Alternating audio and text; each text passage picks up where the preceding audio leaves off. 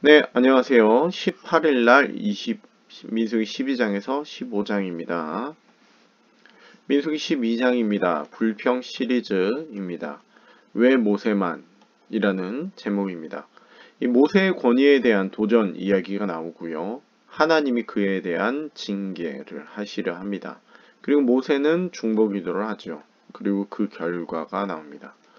자, 이제 그 모세의 형제인 아론과 미리암이 이렇게 얘기하죠. 여호와께서 모세와만 말씀했냐? 우리와도 말씀했다. 하면서 이제 왜 모세에게만 이라는 것이죠.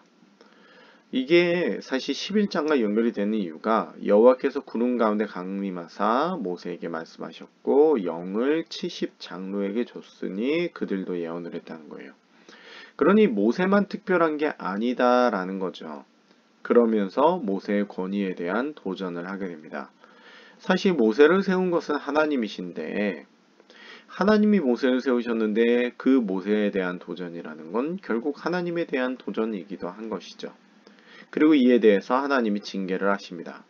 그런데 우리가 보면 왜 미리암만 징계를 받았냐는 것이죠. 아론은 왜 받지 않았나? 우리가 이거를 좀 성경 읽으시면서 이유를 분석하시면 좋을 것 같습니다. 특별히 왜 미리암이었나 라는 것을 조금 생각해 보면 이제 그들이 말했다라는 거예요.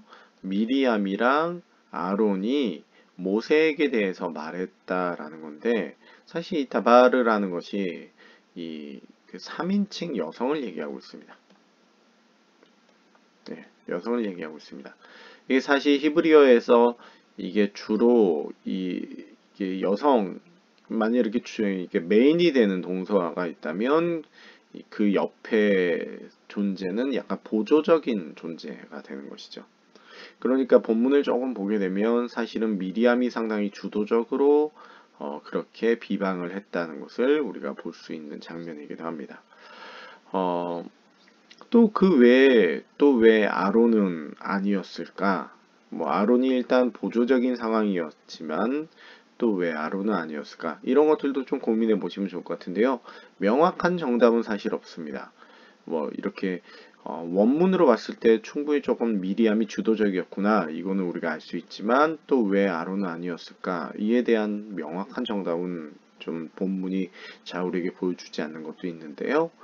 어, 보조였지만 그가 왜 보조였다고 왜 징계를 받지 않았을까? 이에 대해서는 좀 각자 좀 고민해 보시고 또 개인적으로 물어보시면 제 생각을 말씀드릴 수는 있습니다만 여기서 얘기 드리긴 좀 애매합니다.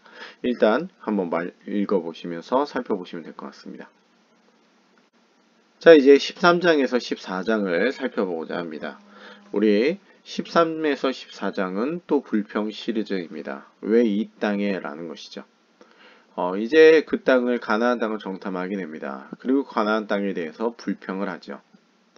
모세는 또 그에 대한 중보 기도를 합니다. 그리고 심판을 하나님께서 말씀하십니다. 바로 40년을 이제 광야에서 방황하게 하시겠다라는 거죠. 이스라엘 백성들은 그 말을 듣고 안 돼요라고 하면서 올라가다가 결국 패배를 당하게 됩니다. 이 서륙은 40년 후에 하게 됐죠. 애굽으로 돌아가자라는 거예요. 이스라엘 백성들의 불평에서 있어서 애굽으로 돌아가자라는 겁니다. 이게 단순히 가나안 땅을 포기하겠다라는 것이 아니라 상당히 중요한 이유는 뭐냐면 족장 언약을 무효화하는 것이기 때문이에요.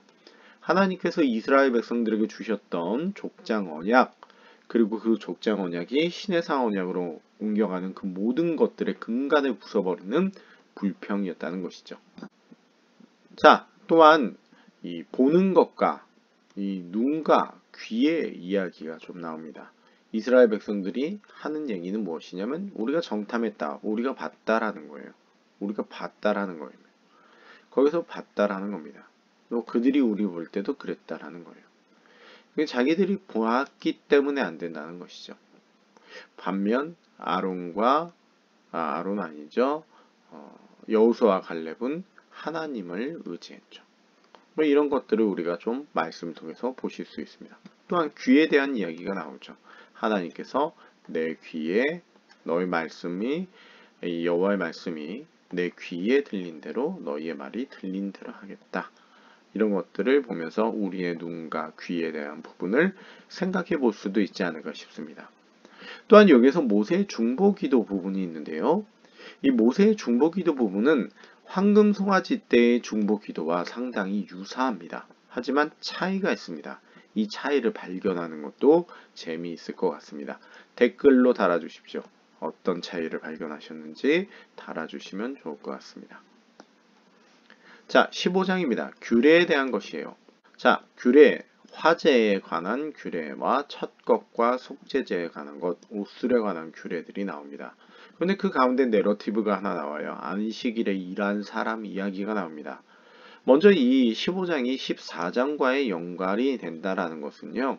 14장에서 이제 가나안 땅에 못 들어간다가 된다는 거죠. 못 간다가 됩니다. 근데 갑자기 15장에서 규례 얘기가 나오면 내러티브 본문 나오다가 율법 얘기가 나오면 뭐야 본문이 왜 끊기지? 라는 의문을 가지게 될 수 있습니다.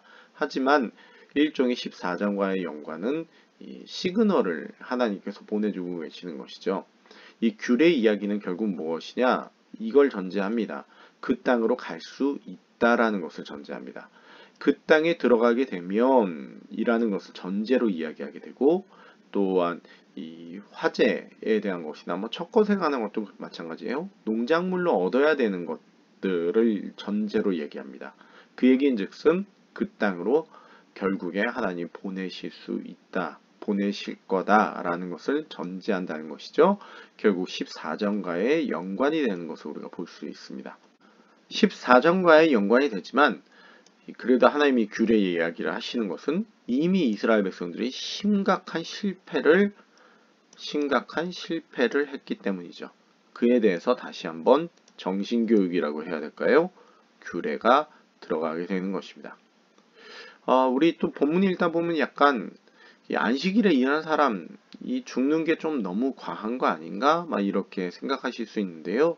이게 이 본문의 문맥을 보시면요. 하나님께서 본토인이든지 타국인이든지 고의로 무엇을 범하면 여호와를 비방한다라는 것이에요. 그렇게 된 사람은 이제 끊어지게 된다라는 얘기예요. 그 이야기를 하고 나서 안식일 일한 자 이야기가 나옵니다. 특별히 여기서 고의로라고 번역된 이 말은 이게 손을 들다라는 거예요. 이게 하나님을 향해서 조금 대적하는 모습으로 번역을 하는 것이 그러니까 고의보다는 조금 더 강하게 번역을 하는 게 맞는 모습이라고 보여집니다. 그러한 모습을 보인 정말 이 하나님 앞에 용서를 받을 수 없는 하나님을 대적하는 모습이 된다면 그런 문맥에서 안식일 일한 자 이야기가 나온다는 것은 이 사람이 단순히 일했다 정도로 끝난 건 아닌 것 같습니다. 이스라엘 백성들이 단순히 일해서 그랬다 어떻게 할까 뭐 그런 거 갖고 이렇게 하나님께 여쭤보고 그 정도 수준은 아니었을 것 같아요. 문맥상 좀 그렇게 느껴지기도 합니다. 그런 것들 유념하시면서 본문 한번 보시면 좋을 것 같습니다. 감사합니다.